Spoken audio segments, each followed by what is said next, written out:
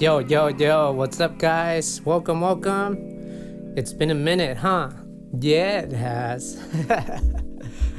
Sorry for all the loud noises and stuff, and I decided to use my chaotic eyeball. It kind of sucks because it takes up a lot of space, but it is what it is. Anyways, what's up, guys? Welcome to the Creative Cat Podcast. My name is Breezee. I do video, photography, and I'm a musician as well. So in today's podcast, we're actually going to be talking about marketing. It's going to be very boring, but it's very important for any artist or anyone that has a business. So I'm gonna try to go through it, doing it in 5 steps. I know it might be kind of weird, but there's a lot of steps to when it comes to trying to sell products online, when it comes to trying to sell things on Instagram or Facebook and all that stuff. And so I'm just gonna try to take you guys through the basics, through the bare minimum, just the basics, just to get by. So a little bit of background. So I've done a little bit of marketing for myself. I've gotten an extra few email collections and stuff, whatnot. I used to work for a company that practically set up all the Facebook, social media stuff for what's their name? Called loan officers. And so practically what my old company that I used to work for, they would try to make or produce leads for loan officers instead of loan officers having to depend on real estate agents or on Zillow or anything like that. And so it would produce their own leads from their own websites. But yeah, so the first thing that you want to kind of consider when you are doing social media marketing and whatnot, the first thing is having your own website. I know this is pretty straightforward, pretty boring, but what you have to do is first you have to own your domain, which usually you can pay for a domain for about $100 a year. I personally use GoDaddy, and so you make sure that you have that. And before you even start a company or anything, make sure that the domain name is available, because if it's not and you make a logo, you're starting off with the wrong point. So first and foremost, make sure that you have a domain name first and that you can actually buy it, and make sure that someone else doesn't has it and they try to sell it to you for $1,000, $2,000, whatever. Yeah, so that, and then the second part that comes with it is making a domain email. So you can make a domain email using Google Suite. And practically what that allows you to do is you have a legit website address connected to your domain. So the best way that I can explain it is, so having a regular address or a regular domain name. So if you're going through Squarespace and you buy it, and you always have to put let's say for example, Lucky Cat Beats /Squarespace . So Squarespace is the one that's hosting your domain, but if you want to make it more professional and stuff, I actually might be getting some stuff kind of mixed around and whatnot, but practically, so the main reason you want to have a domain name is, or a domain email with Google Suite, is that it puts an actual address to your website or to your email address. So instead of just having a post office or a PO box, it makes it more legit through the internet. So the traffic can be directed to your website and stuff, and that's really important. And then the second reason is because when you connect it with the CRM, so a customer relationship management, I don't know the exact lingo and stuff, but I know how it works. But practically it allows you to sell emails. Once you have the Google Suite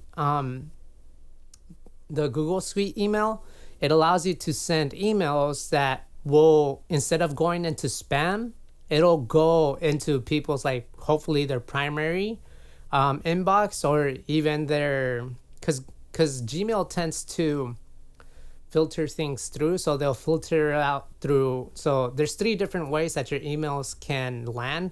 So it can go either to promotions, to social media or your primary. So in order for your emails, if you're doing marketing or specifically email marketing, is you want to be able to land your emails to the primary tab. And the best way to do that, or one of the ways to have a higher success rate of landing into the primary, is by making sure that your email doesn't have the @gmail.com, but that it has your website. So I would be Breezee at luckycatbeats.com.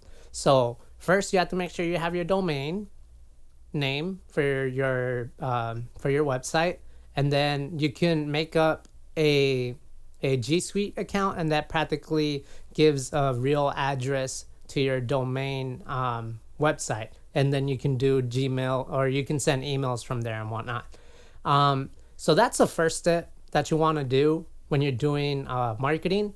The second part is, and I have notes here because I have really bad memory, you guys already know. The second thing is that you want to set up a Facebook pixel. So practically what a Facebook pixel does, so sometimes when you're on your phone and you went to some website, you were looking at a product, and then for some reason that product comes back up, and you're like, yo, what the hell? Like, how does my phone know what I'm doing and stuff like that?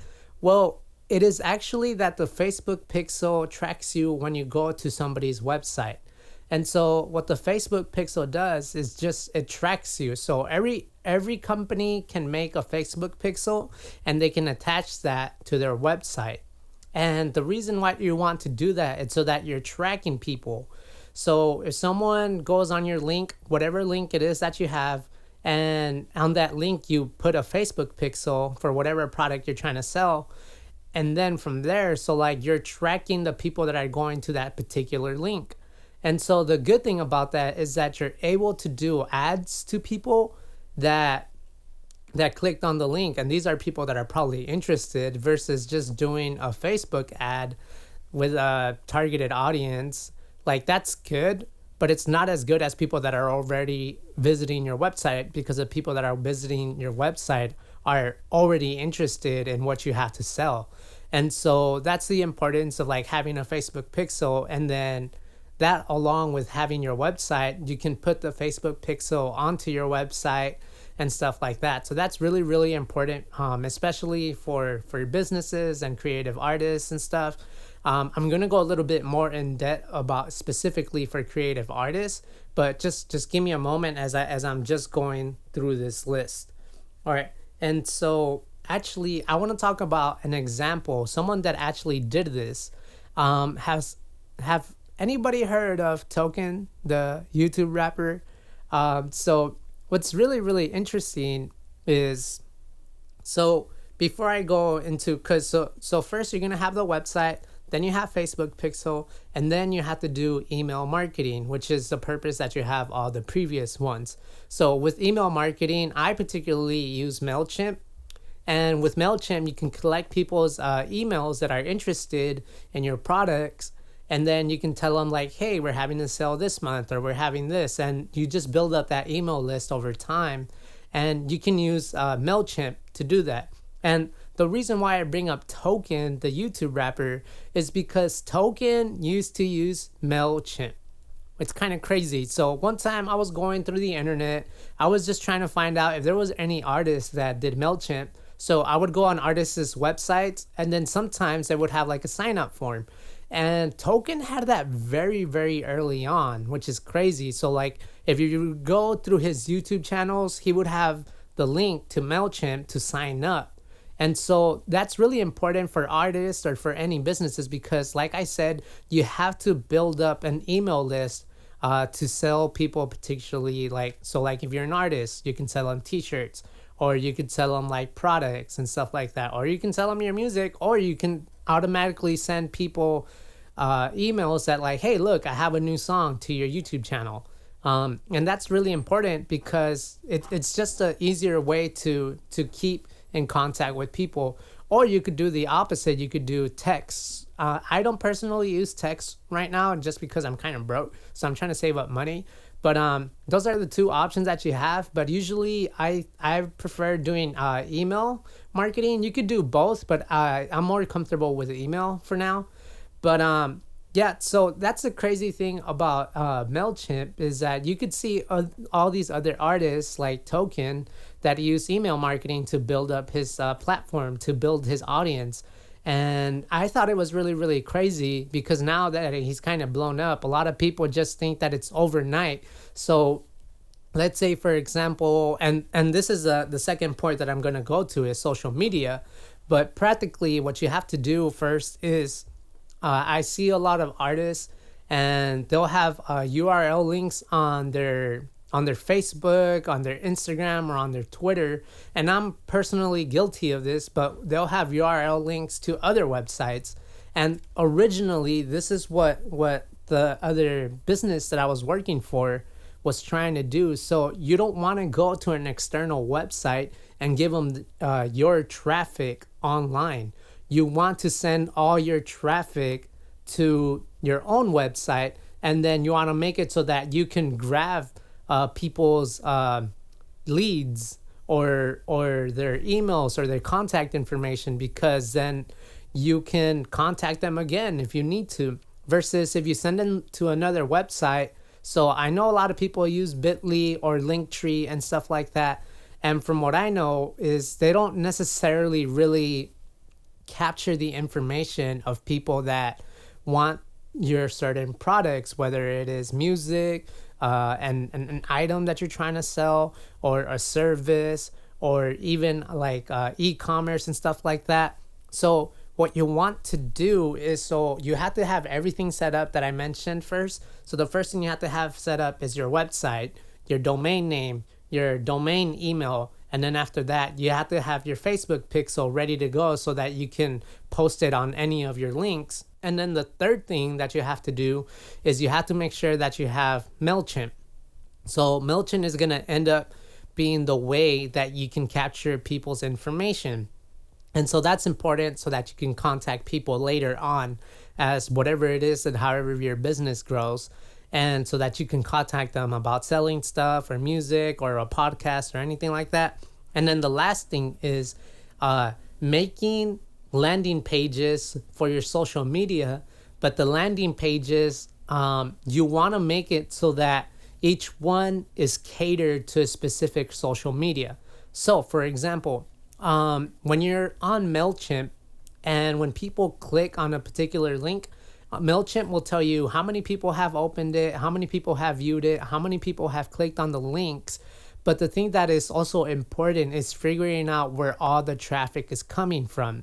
So if you're going to do ads, you want to learn where or what ad is doing better, or what ad is being more successful. And the way to do that is by making multiple landing pages, either one for your ads or multiple landing pages for your different social medias. And so the reason why I mention all this is because this is really, really helpful for any business or any artist. Like, this will make you save money, will make you save time, and will make you understand your analytics better, which at the end of the day, if you're not measuring stuff for your business, like, it's not going to be good. So you have to learn all these things that are very, very important. So let me go a little bit more in depth about making the landing pages. So I'm going to start building different landing pages. So a good idea is to make a landing page and then have the different links there. So depending on what you're selling, but let's say for me, for example, so I make music and I'm trying to sell beats. So in the landing page, specifically for MailChimp, you could put a Facebook pixel on that. And the Facebook pixel is going to tell me the information about the people that's seen that particular link. And then what I can do is I can target ads to people that have seen that link. So the thing about Facebook pixel is that anybody that visits any of your URLs, you can target them when you make ads again. But the cool thing also about it is that, so let's go back to the landing page idea. So for me, I sell beats. I'm gonna make a landing page, and then with that landing page, I'm gonna put different links depending on what it is. So if I'm selling beats, if it's particularly for rappers, I'm gonna make a specific link for rappers, and that one is just gonna have like all my beats.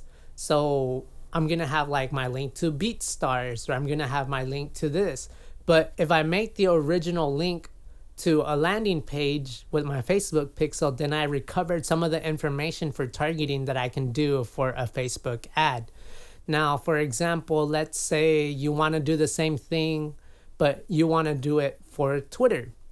So you do the same thing for Twitter, and then you try to figure out if advertising on Twitter is any good idea for your business, depending on how many people click on your link.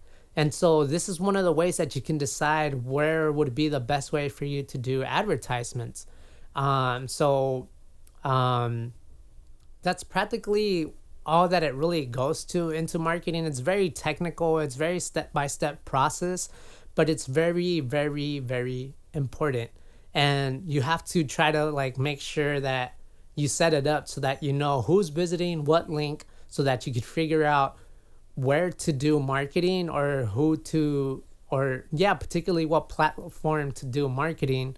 And then from there, you can figure out like a bunch of other stuff. The cool thing about this too is that, as I mentioned multiple times, is that you get to capture people's information, at least through the Facebook pixel. And then, so like, let's say you have a landing page and you have 3 different links. So one of them is for your new music video. The other one might be to sell beats, or the other one might be to sell services. Or sometimes people want to know, like, if you have a podcast. So when you do the landing page and you have all those, you're giving people options. Although the purpose of a landing page is to try to sell people one thing, but this is just another use of a landing page that people don't think about. But all that to say is that you have to have a social media strategy, particularly for marketing, and all this can potentially be free. Of course, like having the website costs about like $100 a month for the domain name, and then you can sign up with like either Squarespace and stuff, and you can customize links and stuff, and that costs a little bit more, but you could do it the free way. So this, if you want to do this on the free, it shouldn't cost you more than $200, which honestly isn't a lot.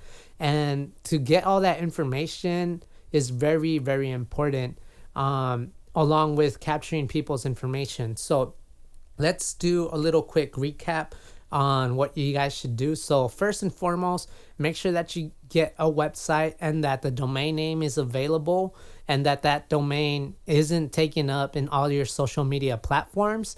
The second thing that you have to do along with that is making sure that you have a domain email, and that allows you to send emails to people so that it doesn't go into spam, and it'll have a higher probability of it going into people's primary email, or at least their social media one, or their promotions.